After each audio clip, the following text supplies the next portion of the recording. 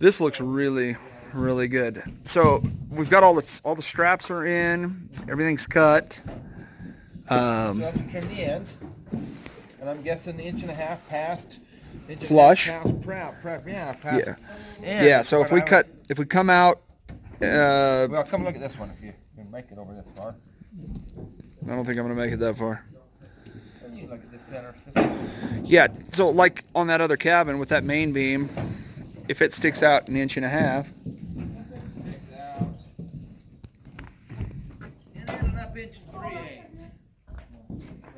Which, yeah, perfect. Yeah.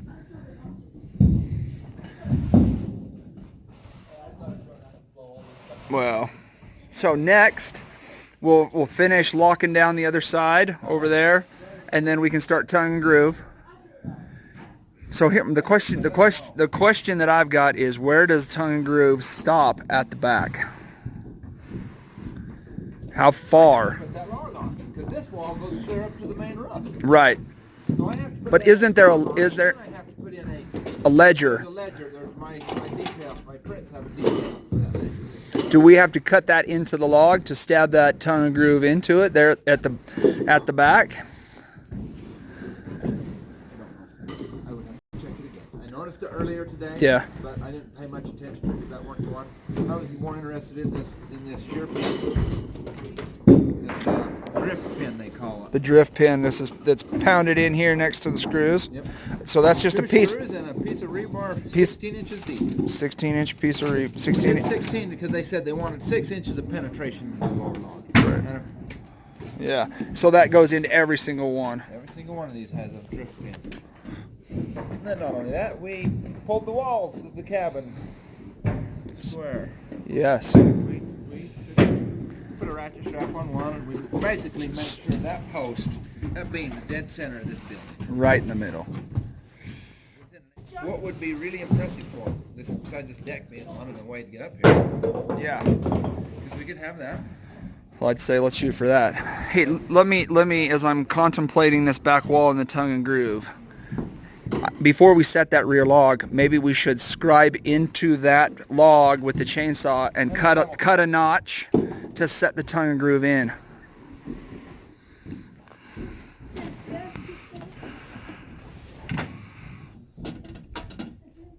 Oh, so it actually planes out.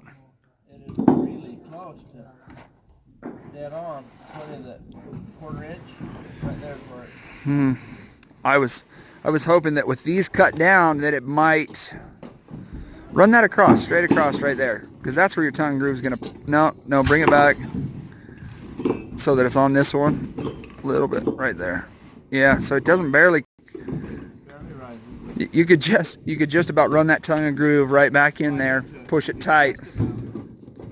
The problem is if you run it tight first and then try and set the log, yeah. Oh, you'd want to put the log on first. The log would have to go first. What we could do is actually bevel both ends of that tongue and groove, slide it in there, and still shoot it. Yeah, right into that corner. Right in that corner. No, I think that's a good plan on that last piece. That end piece. We'll just point it, and it'll stab right between the joints on those two logs. I like it. So this decking goes on, and then we can start thinking about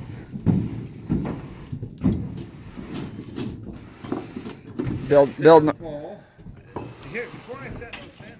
So if you're up 11, we got to go up another 18 before we can set the ridge pole. Yep. Nothing we can do. Just brace that thing with some 2x4s. Yep. Yeah.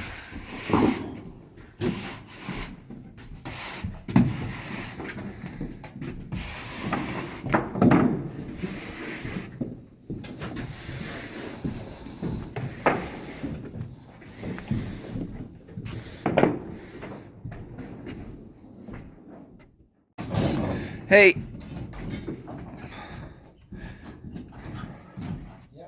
will you tell me about breakfast this morning and don't leave out any details? Sausage. Yes, go on. Cheese. Oh my gosh. English muffin and egg with onion and chives, cream cheese. Oh lather my on the gosh. Buns. I gotta tell you, I'm jealous. Well, what basically. But you know what? You've been a long time in the desert without it. It is. It was really good. It was great. Measurement figure. Your height. The height. Once we got our height calculated, come down here. Notched 1 3/8 into this log. Yeah. Where's that template, Dennis? Down for the template. Oh, the cardboard thing. Then we took these 2 logs and set them on the floor. Yeah. Right here. Because I mean that is a masterpiece of cutting and scraping. This is how we did it. that's the template. We took this log and that log and we set them on the floor where they're supposed to go. Right. We set that on there, drew our line, got the center, and got a spotlight across the room. Yeah. We shined on it, cast a shadow, and we just marked the log off of the shadow. I mean, there's probably one person in a million that would have thought of the shadow idea. Not everybody's as smart as you. How else are you gonna get? How are you gonna project to that round? To the depth? Yeah. To that round. You can't just. Did you have to mess with the flashlight to get the shadow right where you wanted it? We measured from the wall where that was. We put the massive flashlight dead edge. It was actually right. I made a mark right here. I made a mark where the flashlight had to go. Yeah. But how did you know where the flashlight had to go? Well, based off the wall, it's the exact same point where they needed to be. Yeah. We had this log in place. Right. So we knew this log had to be a certain size, so we measured from one side, south center, marked the log center, put a screw through the center, Yes. to hold it in place. So but it worked out fabulously. I mean, the did have to shadow touch it up shadow there, eh? trick. The shadow trick was really, Yeah. really But close. you had to know the math on how far to hold that flashlight back to get the shadow. The length didn't matter, but it did have to be in line. But it couldn't. I mean, the further back, the better, so that the rays were straight. Yes. If you were to put it in front of it, it'd be too big. So you cut it. I knew what I had to have from here to the floor. Right. So I made that mark. And then you just started whittling away. Started whittling away, and I had that cardboard template. Yeah. And the other thing we did is once we got it up a certain distance, we hooked on it the forklift and stuck it in place on an angle, Yeah. and then touch it up a little bit more and cut it off. Until it just keep going along until it fits. I mean, your fit is better than the factory fit. On one side it is. Yeah. I mean, it's hard to beat a machine and a hole saw. Yeah. See if you can get it out. But yeah, the factory machine didn't cut a better notch than what you did. I mean, you look at that and it's got a big gap in it. And then you look down here at this one that you cut. It's absolutely beautiful. I figured it was within chinking. Yeah, I can't believe the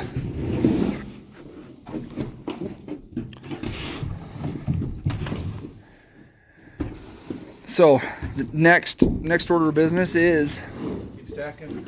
going up, Keep going up, but put in the floor. That's what's next. We've got it right because then you can work off of it.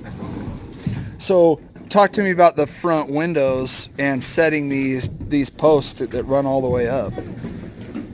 We could set them pretty soon. But I wonder if it would be just about as easy to stack the entire corner and cut it once and then set the post in. Yeah, that makes more sense. To me, I mean, I think it'd be everybody's easy. My feeling is that it's a race to the roof. It is. With the weather coming, it's who cares about doors and windows and anything else? Let's get to the roof and let's get this roof on.